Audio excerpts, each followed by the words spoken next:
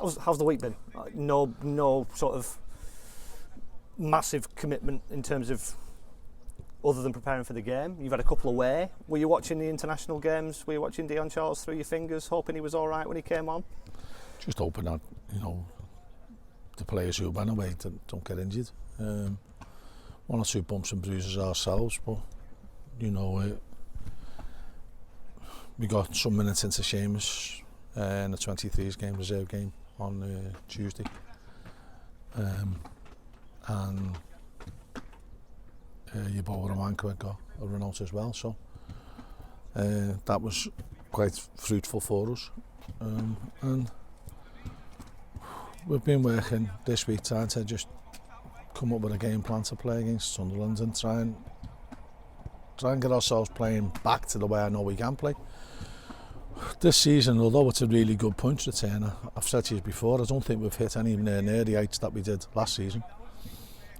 For anywhere near amount of a longer time in a game, when we're doing enough to win games, but that won't always be the case. It won't be enough to win games, certainly not at this level with the level of teams that we're having to play against. So we've got to improve our play, and the lads know that, and we're trying to do that, and that's what the training's for.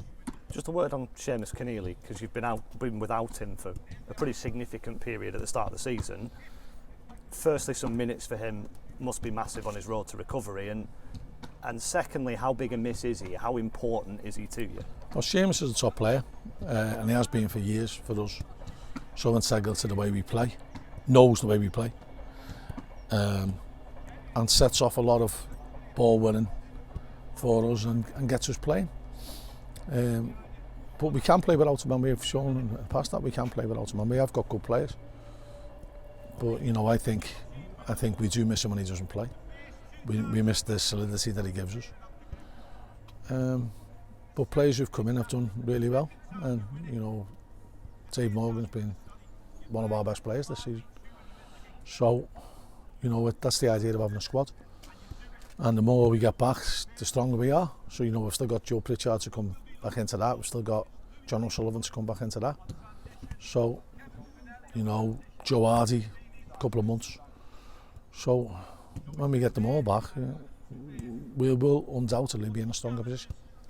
Do the two things kind of link together? You're talking about playing the way you want to play. How important is it to have one of those senior professionals, not necessarily Seamus Keneally, there are a few others, but who are almost extensions of yourselves and the coaching team and have been here so long and know what you want?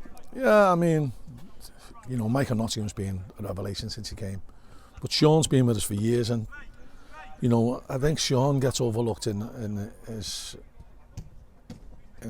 impact that he has on games.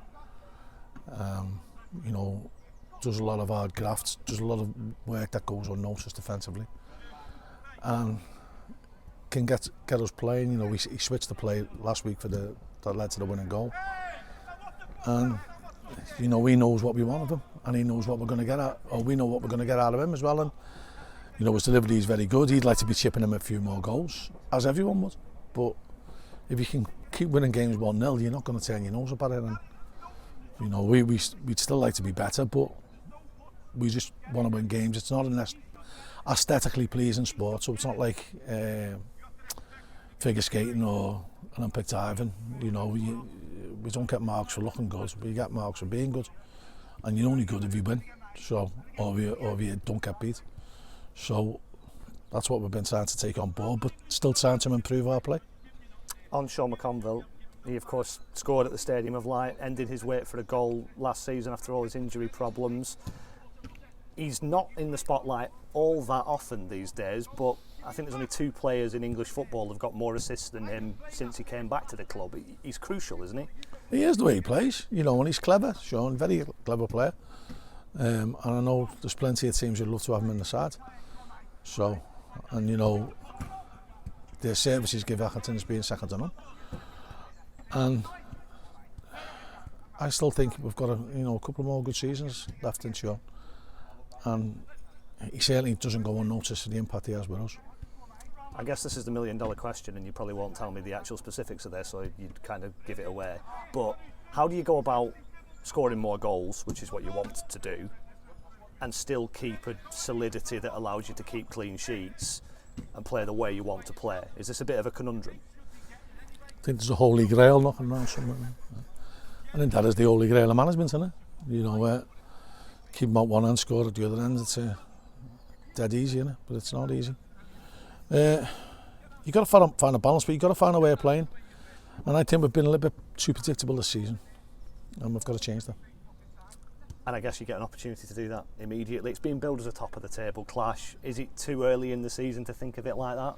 Well, it is a top of the table clash because they're first and we're second, but it's miles too early to be looking like that. You know, there's some big clubs in this. Well, I don't think there's a bad side in the whole lot, in the whole 24, which is testament to how strong the league's going to be this year. I don't think any team has really hit top form either. So we're complaining about us not hitting top form. I think there's loads of clubs in the same boat. So the one who gets it going quicker and can sustain it for longer periods, they'll be the ones who are successful. There's inevitably lots of talk about the size and the stature and the history of Accrington compared to Sunderland. Is the only thing that's important that you're first and second and have got the same points? Well, it's 11v11, isn't it? And, you know, they might have a nicer stadium than us. The pitch might be a little bit better. The infrastructure might be a lot better. They might eat better meals than us after training. And their players might drive nicer cars. But that doesn't guarantee you more points on a Saturday. It doesn't guarantee you winning your own individual battles. And we'll send our players out there with a clear goal, what we want to achieve, a clear way that we think they can do it. And let the battle commence. Is that something you remind your players, or is it more for supporters and media and onlookers? Well, we're playing a set of 11 players. We're not playing a club, we're not playing a stand, we're not playing a set of fans. So, it's not like an insurmountable mission. We've been to the stadium like twice and not lost. On both occasions I came away feeling a bit deflated that we hadn't won. So we'll be going there to win. We won't be going there to try and do anything but win.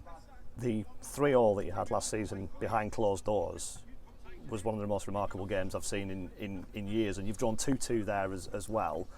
Personnel's different, but do you draw confidence from that? Because there won't be that many teams who've gone there and scored 5 goals in 2 visits. No, I mean, they haven't changed a lot personnel wise. They've lost 1 or 2. Added 1 or 2. But it's a different day. Nothing that's happened in the past will influence what happens in the future as regards to that game. So we'll take it on its own merits, and it's a difficult game for us that we'll prepare properly for, like we do every year. And you've been really clear that it's really early and it's too early to read anything into the league table, but if you did go there and win and came away top of the league, would that be a bit of a statement? Would that be something to kind of have great pride in? It'd be lovely, yeah. It'd be lovely for the fans, it'd be lovely for the players, but it's big ifs, isn't it? And instead of worrying about what's going to happen after, let's worry about what's going to happen during the game. And let's try and do something about that.